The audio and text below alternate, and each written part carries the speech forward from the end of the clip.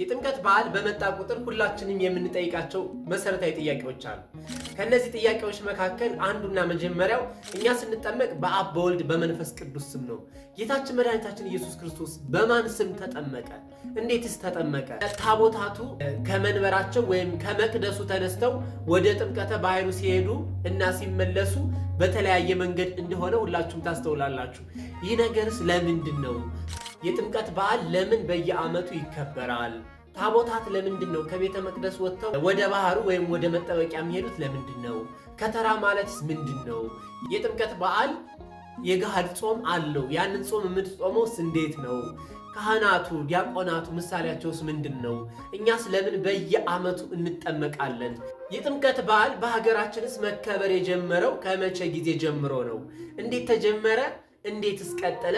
እስካሁንስ እንዴት ደረሰ? የሚሉትን ታሪካዊ አመጣጡንና እንዲሁም የጥምቀትን ሚስጢሮቹን ዋና ዋና ጥያቄዎችን በአጭር ደቂቃ እመልስላችኋለሁ። ትምህርቱን እስከ መጨረሻው ድረስ ብትከታተሉት አንድ ነገር ትጨምራላችሁ፣ ታተርፉበታላችሁ። እኔ ግን አዲስ ስለሆንኩ ለዩቲዩብ ሰብስክራይብ አድርጋችሁ ያላችሁን ሐሳብና አስተያየት ደግሞ ኮመንት ላይ ብትጽፉልኝ ብታስቀምጡልኝ ለእኔ ለወደፊት ግብአት ይሆነኛል። በስመ አብ ወወልድ ወመንፈስ ቅዱስ አሃዱ አምላክ አሜን። የጊዜያት ባለቤት እግዚአብሔር አምላካችን ስሙ የተመሰገነ የተቀደሰ ይሁንልንና እንዳንድ የኢትዮጵያ ኦርቶዶክስ ተዋሕዶ አማኞች እንዲሁ ጥምቀት በመጣ ቁጥር ልናውቃቸው፣ ልንረዳቸው፣ ልናስረዳቸው የሚገቡ መሰረታዊ የሆኑ የቤተ ክርስቲያን አስተምህሮዋን አንድ ሰው ቢጠይቀን ልንመልሳቸው፣ ልናስረዳቸው፣ ልናስተምራቸው የሚገቡትን ዋና ዋና ጥያቄዎችን በዚህ ቪዲዮ ባጭሩ አስረዳችኋለሁ። ትምህርቱን እስከ መጨረሻው ድረስ ብትከታተሉት ታተርፉበታላችሁ። እግዚአብሔር አምላካችን እንደወደደ እንደፈቀደ እነዚህን ጥያቄዎች እንነጋገርባቸዋለን። ጥምቀት በተነሳ ቁጥር ቀድመን የምናስታውሰው ወይም በዋዜማው ሁለት ነገሮች አሉ። አንደኛው የገሃድ ጾም ሲሆን ሁለተኛው ደግሞ ከተራ ነው። ከተራ ከሚለው እንነሳና ከተራ ማለት ከበበ፣ አቆመ ማለት ነው። ወይም መክበብ፣ ማጀብ፣ መታጀብ ማለት ነው። መጀመሪያም ከተራ የሚለውን ቃል በምንመለከትበት ጊዜ ከተራ ወይም ከበባ ከሚለው የግዕዝ ቃል የመጣ ሲሆን መክበብ፣ ማጀብ፣ መታጀብ የሚል ትርጓሜ ይኖረዋል። ይህም እንግዲህ በአጭር ቃል ታቦተ ሕጉ ከቤተ መቅደሱ በጳጳሳቱ፣ በካህናቱ፣ በቀሳውስቱ፣ በዲያቆናቱ ታጅቦ ተከቦ ወደ ጥምቀተ ባህሩ ይሄዳል የሚል ገላጭ ቃል ነው።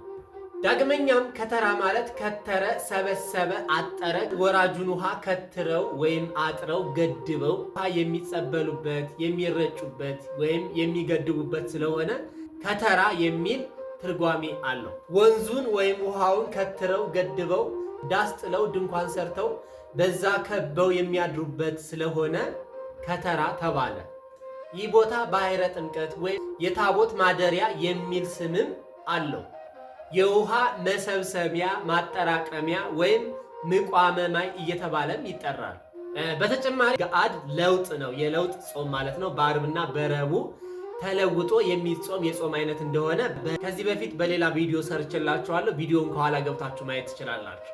ጥምቀት ወይም ደግሞ ታቦቱን አክብሮ ታቦተ ሕጉን ይዞ ወደ ወንዝ ወርዶ ማክበር የተጀመረው በሀገራችን ከመቼ ጊዜ ጀምሮ ነው የሚለውን ጥያቄ በምንመለከትበት ጊዜ በዓል መከበር የጀመረው በአቡነ ሰላማ ከሳቴ ብርሃን እንደተጀመረ የታሪክ መዛግብት ያስረዳሉ። በአቡነ ሰላማ ከሳቴ ብርሃን ይጀመር እንጂ ይበልጥ በሜዳና በወንዝ ዳር በድምቀት መከበር የጀመረው በአፄ ገብረ መስቀል ዘመነ መንግስት ነበር።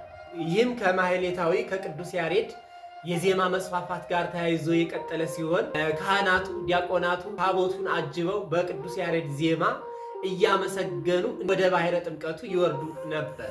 ይህም ሁሌ በየዓመቱ ጥር 11 ቀን ታቦቱ ከመንበራቸው ወርደው በባሕረ ጥምቀቱ ከቆዩ በኋላ በዛው ዕለት ማታ ላይ ደግሞ ወደ መንበረ ክብራቸው ይመለሱ ነበር። በኋላም በቅዱስ ላሊበላ ዘመነ መንግስት ታቦታቱ በየአጥቢያቸው ሳይሆን በአንድ አካባቢ የሚገኙት ታቦታት በአንድ ላይ እንዲሆኑና በአንድ ላይ በዓሉን እንዲያከብሩ በአንድ ድንኳን ውስጥ እንዲያድሩ ምዕመናኑም አብረው አጅበው እንዲያከብሩ ስርዓት ተሰራ። በጋራ እንዲያከብሩት አዋጅ ሰርተው ትእዛዝ አስተላለፉ። ከዛ ጊዜ በኋላ እየብቻ ያከብሩ የነበሩ ቤተክርስቲያናት በአንድ ላይ ሆነው ማክበር ጀመሩ።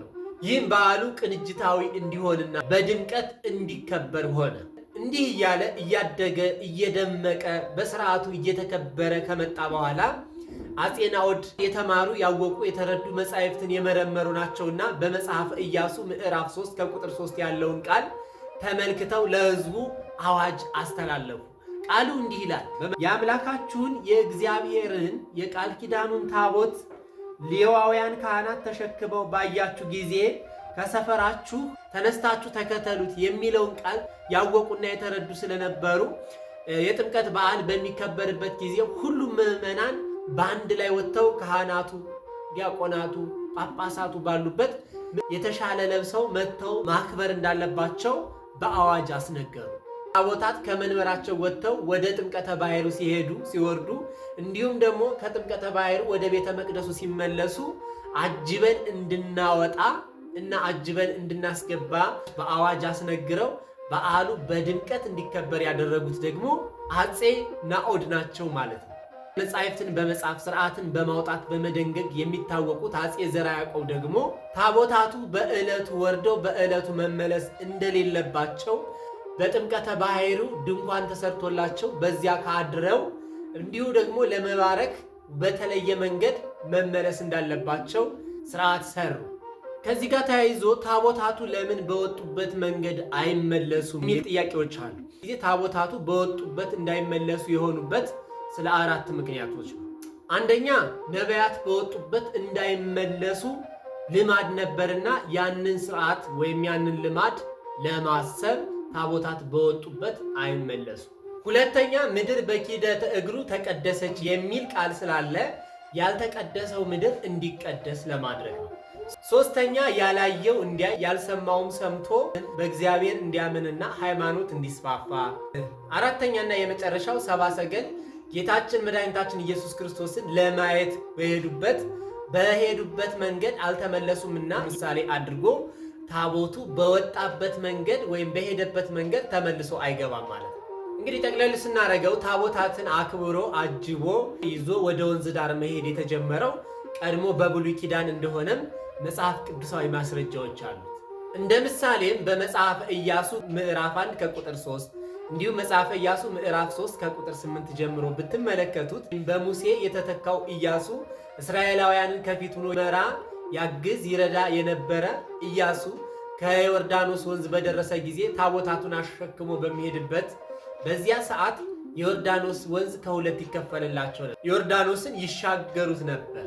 ያንን ምሳሌ አድርገን ዛሬም ካህናቱ፣ ዲያቆናቱ፣ ምዕመናኑ ታቦቱን አጅበው ወደ ማየ ባሕር ሂደን ከኃጢአት ወደ ጽድቅ የምንመለስባትን ተስፋ መንግሥተ ሰማያት የምንወርስባትን ጥምቀት እንጠመቃለን ማለት ነው። በሌላ ምሳሌም ሐዋርያው ፊልጶስ ኢትዮጵያዊን ጃንደረባ ለማጥመቅ ወደ ጋዛ ወንዝ ወርዶ ነበር። በሐዋርያት ሥራ ምዕራፍ 8 ከቁጥር 34 ያለውን ታሪክ ምሳሌ አብነት በማድረግ ታቦታቱን ቤተ መቅደስ ወደ ማየ ባሕር ይዘን እንሄዳለን ማለት ነው። እነዚህ ከላይ እንደ መግቢያ እናድርጋቸው እንጂ ቤተ ክርስቲያን ግን እንደ ዋና ምሳሌና ትምህርት አድርጋ የምትጠቀመው ጌታችን መድኃኒታችን ኢየሱስ ክርስቶስ ዮሐንስን ይዞ ከገሊላ ወደ ማየ ዮርዳኖስ ያደረገውን ጉዞ አብነት አድርጋ ካህናቱ፣ ዲያቆናቱ፣ ምዕመናኑ ታቦቱን አጅበው ወደ ማየ ዮርዳኖስ ይወርዳሉ። ያወረዱትንም ታቦት መልሰው አጅበው ወደ ቤተ መቅደሱ ይመልሳሉ። በማቴዎስ ወንጌል ምዕራፍ 3 ከቁጥር 10 ላይ ያለውን ቃል መሰረት አድርጋ ቤተ ክርስቲያን በየዓመቱ ጥር 11 ቀን እንድታከብረው በአባቶቻችን ተነግሮ በፍትሐ ነገሥት ተደንግጎ ተጽፎ ይገኛል። በዚህም ሁላችንም ውብ በሆነው በያሬድ ዜማ ተውበን በወንጌል ደምቀን ስንዘምር፣ ስናመሰግን፣ ስናወድስ፣ ስንቀድስ እንውላለን ማለት ነው። ምሳሌነታቸው እንዴት ነው ቢሉ ታቦቱ የጌታችን የመድኃኒታችን የኢየሱስ ክርስቶስ ምሳሌ፣ ታቦቱን የተሸከመው ካህን የመጥምቁ ዮሐንስ ምሳሌ፣ እንዲሁም ደግሞ ታቦቱን ለማክበር በዛ ተሰብስበው አጅበው የሄዱ ምዕመናን ደግሞ በመጥምቁ ዮሐንስ የስርየት ኃጢአት ለማግኘት ወደ መጥምቁ ዮሐንስ የሄዱት የምዕመናን ምሳሌ ተደርጎ ይወሰዳል። ይህ ጌታችን መድኃኒታችን ኢየሱስ ክርስቶስ በጥር ወር እንደተጠመቀ ቤተክርስቲያን ታስተምራለች። በዚህ በጥር ወርም በእስራኤላውያን የክረምት የዝናብ ወቅት ነበረ። ለመጠመቅ የሄዱት ምዕመናን በወንዙ ዳር ዳስ ሰርተው ድንኳን ጥለው በባሕሩ ዳር ያድሩ ነበርና ያን አብነት ለማድረግ ዛሬ ምዕመናን በጥምቀተ ባሕር ውስጥ ድንኳን ሰርተው በታቦት ካህናቱ፣ ዲያቆናቱ፣ ሊቃውንቱ ወረደ ወልድም ሰማያት ውስተ ምጥማቃተ በፍስሐ ወበሰላም ይላሉ። ቅድመ ዓለም የነበረ እግዚአብሔር ወልድ በሰላምና በደስታ በእደ ዮሐንስ በዮሐንስ እጅ ተጠመቀ እያሉ የክርስቶስን መጠመቅ አንድነት ምስጢር የያዘ ያሬዳዊ መዝሙር እያሸበረቁ እያሸበሸቡ እየዘመሩ ታቦቱን ወደ ጥምቀተ ባህሩ ያወርዳሉ። መድኃኒታችን ኢየሱስ ክርስቶስ ለምን ተጠመቀ የሚለውን ጥያቄ የሚጠይቁ ካሉ አንደኛ ትህትናውን ለማሳየት ነው። ትህትናውን እንደ ሰው ስጋ ለብሶ ኃጢአት ሳይኖርበት በደል ሳይኖርበት በማየ ዮርዳኖስ በዮሐንስ እጅ ተጠምቋል።